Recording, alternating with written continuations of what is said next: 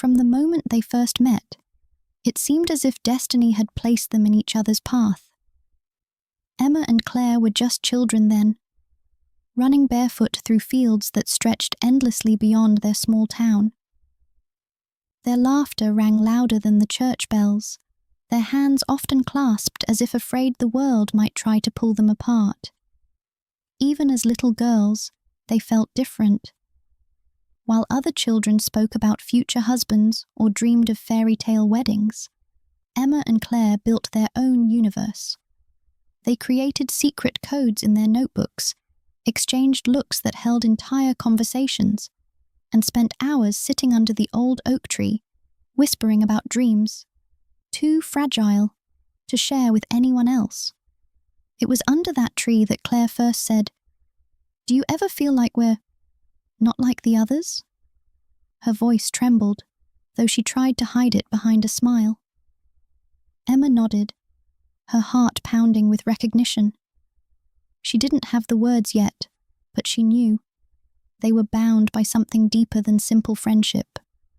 Through the years, their connection only grew stronger. When classmates teased Claire for being quiet, Emma defended her with a fierceness that surprised even herself. When Emma's parents argued late at night, it was Claire who snuck through her window with a flashlight and a blanket, sitting by her side until the shouting faded into silence. By the time they were teenagers, it was clear that their bond was unbreakable. Others noticed too, whispering behind their backs, calling them strange, suggesting that such closeness wasn't normal. But Emma and Claire ignored the murmurs. To them, the world outside their friendship didn't matter. They were safe in each other's company, as if the universe had carved out a private sanctuary just for them. Yet deep down, both girls carried an unspoken fear. They knew what society expected. They heard the jokes, the cruel words thrown casually in the hallways, the warnings from teachers and parents about proper behavior.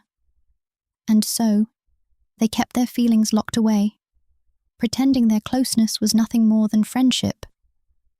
But love has a way of shining through no matter how much you try to hide it. It was in the way Emma's eyes lingered on Claire's smile, in the way Claire's hand sought Emma's in moments of silence.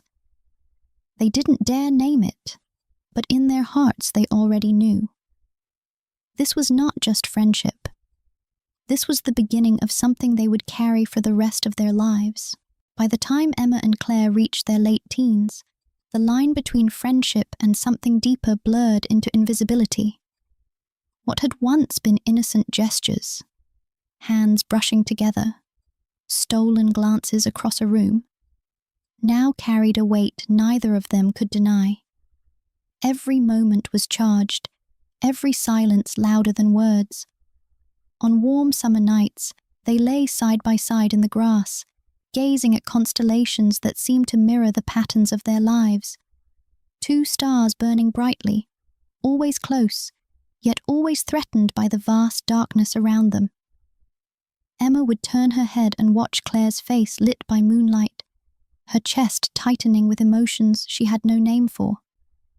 Claire, in turn, would whisper stories of a future far from their small town, where no one cared who they loved or how they chose to live. It was on one of those nights that the truth finally surfaced. A breeze rustled the leaves, and Emma whispered, almost too softly to hear, "Do you ever wish we could just stay like this forever?" Claire's eyes flickered, fear and longing warring within her. Then, with trembling courage, she leaned forward and pressed her lips gently against Emma's. The world did not end. The stars did not fall. Instead, Emma felt her entire being ignite with warmth and clarity. The kiss was brief, tender, but it carried all the weight of years unspoken. When they pulled apart, neither dared to move, as if afraid the magic might shatter if they breathed too loudly. From that moment, there was no turning back. Their friendship had blossomed into something far greater, a love both fragile and fierce. They began to share secret touches when no one was watching, lingering hugs that lasted just a heartbeat too long. Letters passed between them during class, filled with words like always and forever, phrases they couldn't yet say aloud. But with their happiness came a shadow. They were careful, painfully so. A glance held too long in public could spark whispers. A laugh shared only between them could earn suspicious stares. And while their hearts soared, fear anchored them to the ground. Still, within the walls of their hidden world, they were free. In those moments, Emma and Claire built a love that felt eternal. They spoke of running away together, of cities where rainbow flags flew proudly, where people like them were not secrets but stories of courage and truth. Yet even in their dreams, they sensed the fragility of it all. They knew how cruel the world could be, how society's judgment loomed like a storm cloud ready to break. But holding each other close, they made a silent promise. Whatever came, they would face it together. It was a promise forged in whispers, sealed with trembling lips, and carried on every beat of their hearts.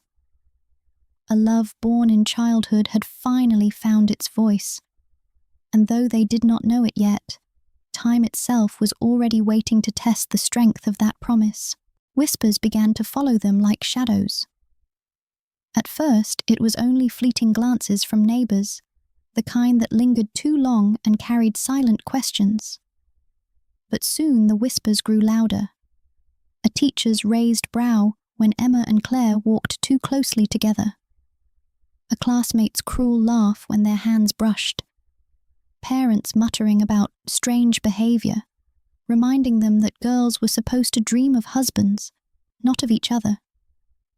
The sanctuary they had built began to feel fragile, its walls thin and cracking under the weight of judgment. In public, they forced distance between themselves. Claire would step away when someone passed by. Emma would laugh too loudly at jokes she didn't find funny, desperate to mask what she truly felt. But behind closed doors, their love burned brighter, almost defiantly, as though each kiss and touch was an act of survival. Yet society's disapproval was only the first storm. The second came quietly, without warning. Claire began to tire easily. At first, Emma dismissed it as exhaustion from long nights of study and whispered conversations. But soon the signs grew undeniable. The pallor in Claire's cheeks, the way she clutched her chest after running, the cough that refused to leave. Doctors' visits followed, each one peeling away another layer of hope. The diagnosis came like a blow neither could prepare for. A rare illness, relentless and cruel, with no clear path to recovery. Emma sat frozen as the words sank in. Claire tried to smile, to lighten the moment, whispering, "We'll fight it, together." But Emma could see the fear in her eyes, the same fear that mirrored her own. The illness changed everything. School became secondary. Dreams of escape shelved in dusty corners of their minds. Their days were now measured not in hours of laughter, but in appointments, test results, and quiet nights where Emma held Claire's trembling hands, whispering promises she wasn't sure she could keep. The town's judgment grew harsher too.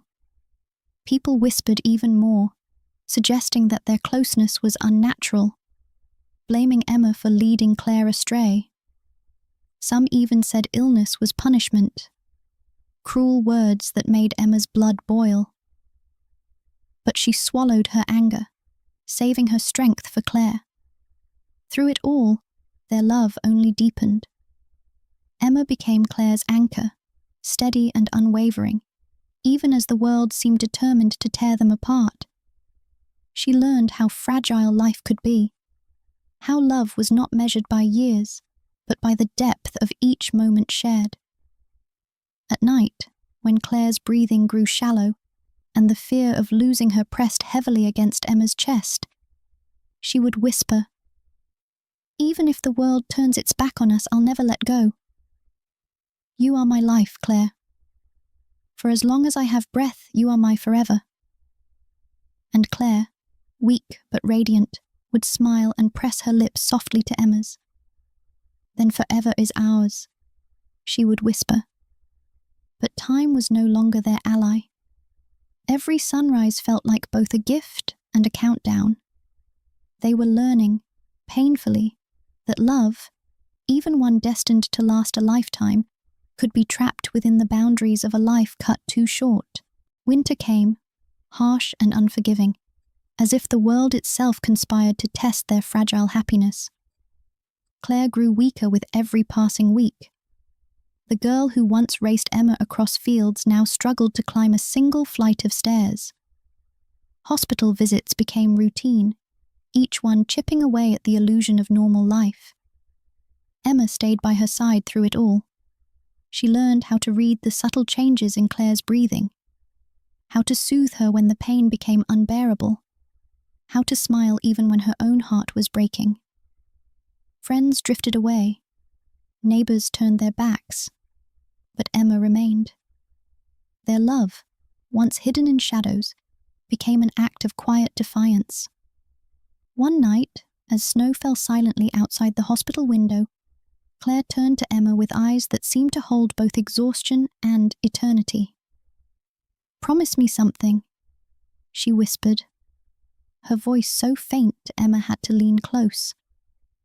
"Anything," Emma said, clutching her hand as if letting go would mean losing her forever. "Promise me you'll live," Claire breathed. "Even when I can't. Promise me you'll carry our love with you. Don't let it fade." Tears streamed down Emma's face, but she nodded, pressing her forehead to Claire's. "I promise. You'll be with me in every heartbeat, in every breath. Our love won't die, Claire. It can't." The days that followed blurred into one final moment.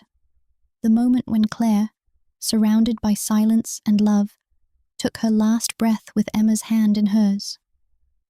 Emma felt the world collapse, yet at the same time she felt Claire's presence everywhere, in the whisper of the wind, in the warmth of the sun, in the steady beat of her own heart.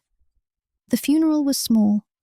Few came, most too afraid of judgment to stand openly by their side even in death.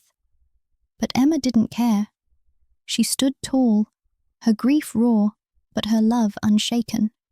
As she laid a single white rose on Claire's coffin, she whispered, "They will never understand us, but we were more than their words. We were love." Years passed, but Emma never forgot. She carried Claire with her in everything she did, in the books she read, in the letters she wrote, in the quiet moments when the world grew still. She lived as Claire had asked her to, not in bitterness, but in remembrance. And though their time together had been heartbreakingly short, Emma came to realize that their love had been a lifetime in itself.